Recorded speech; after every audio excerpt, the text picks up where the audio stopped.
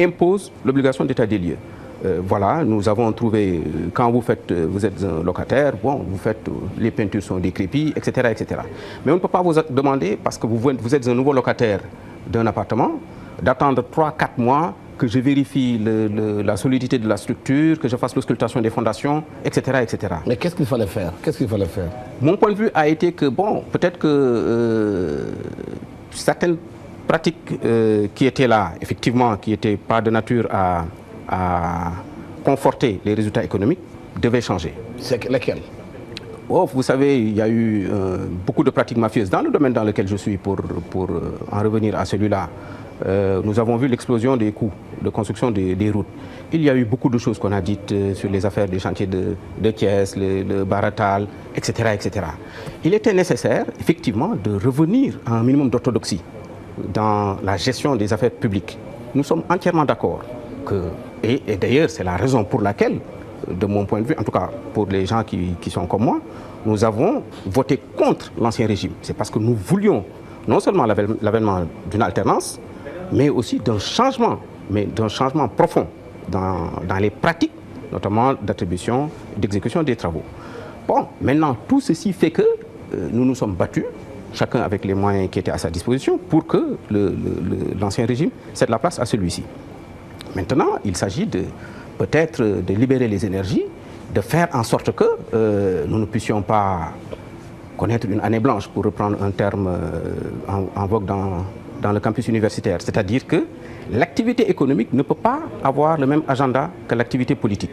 L'activité économique, c'est ce que nous dépensons tous les jours, c'est les activités que nous menons, qui font que si nous sommes freinés, ou en tout cas nous sommes perturbés un tant soit peu dans notre élan, les incidences sont extrêmement importantes au niveau de la vie économique et sociale de nos employés ou de nos partenaires. Mais justement, on a vu que dans des pays comme l'Allemagne, c'est les PME, les PMI qui tiennent l'économie aujourd'hui, qui sont les plus encouragés, qui travaillent sur le terrain. Aujourd'hui, qu'est-ce que le gouvernement devrait faire pour justement les PME, les PMI sénégalaises et les Sénégalais en tant que tels?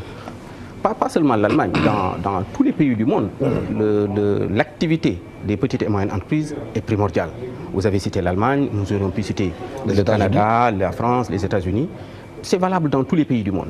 Et malheureusement, encore une fois, pour le domaine dans lequel nous évoluons, la construction routière, nous n'assistons pas toujours à une bonne compréhension de ce dilemme. C'est-à-dire qu'aujourd'hui, le développement économique et social de ce pays se fera par les enfants de ce pays. C'est une conviction profonde.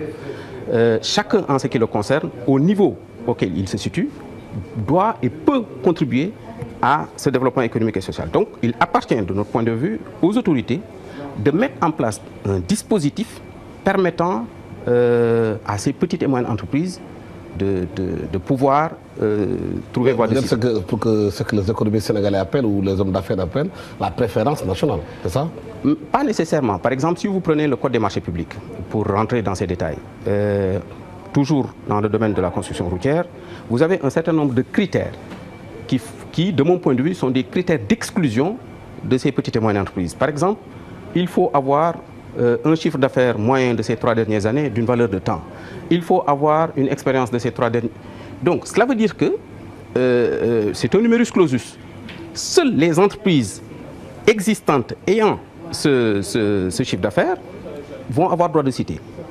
Donc vous êtes pour la refonte du code des marchés pour permettre aux petites entreprises d'avoir accès au marché, de mon point de vue, à l'argent public. De mon point de vue, le code des marchés, à l'instar de ce qui s'est fait en France, doit donner non pas la préférence nationale, mais doit être organisé pour que la commande publique puisse bénéficier aux petites et moyennes entreprises sénégalaises. J'ai entendu le président Baïdé Agne en parler récemment. Je pense qu'il faut quand même une réflexion plus profonde. Il ne s'agit pas aujourd'hui de dire qu'on va jeter le bébé avec l'eau du bain. Nous avons un code des marchés, c'est très bien, parce que nous n'en étions pas là. Il faut le réformer, l'adapter. Il y a maintenant un certain nombre de hiatus, de dysfonctionnements que nous constatons à notre niveau. Nous ne pouvons pas compétir parce que les critères ne sont pas... bon, ce sont des critères d'exclusion.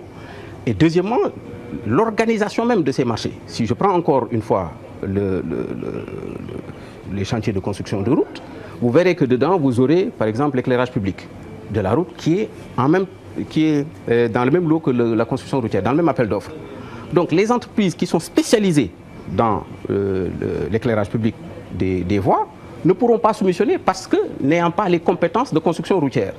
Donc nous appelons ça de l'allotissement des travaux.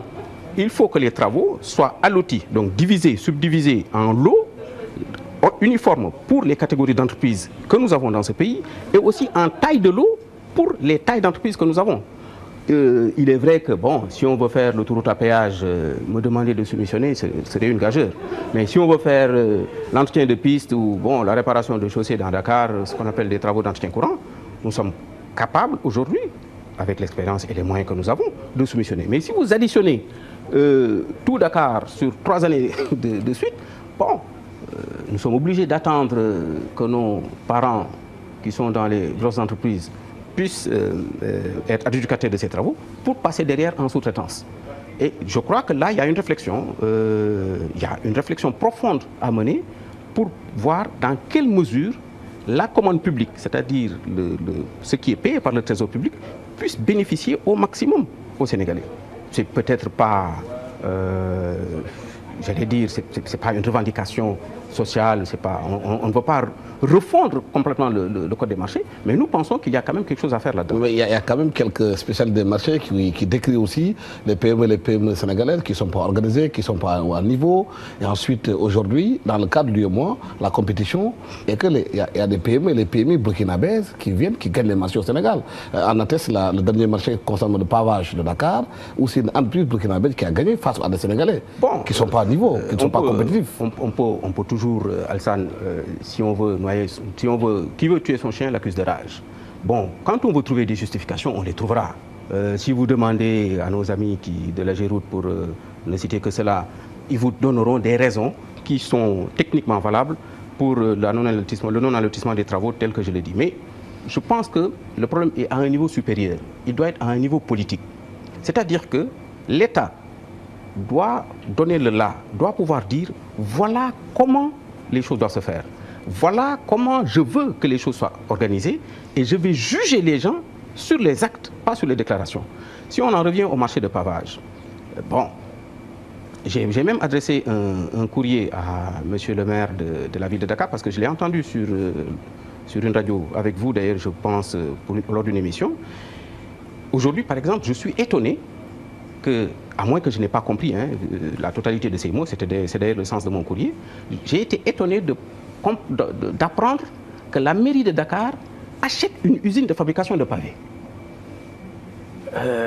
Bon, je ne comprends pas quelle est la philosophie, la logique qui a prévalu pour que la mairie puisse dire je vais acheter une usine. Il y a un certain nombre de fabricants de pavés dans le Sénégal, j'en fais partie mais il y en a d'autres, dire que je vais acheter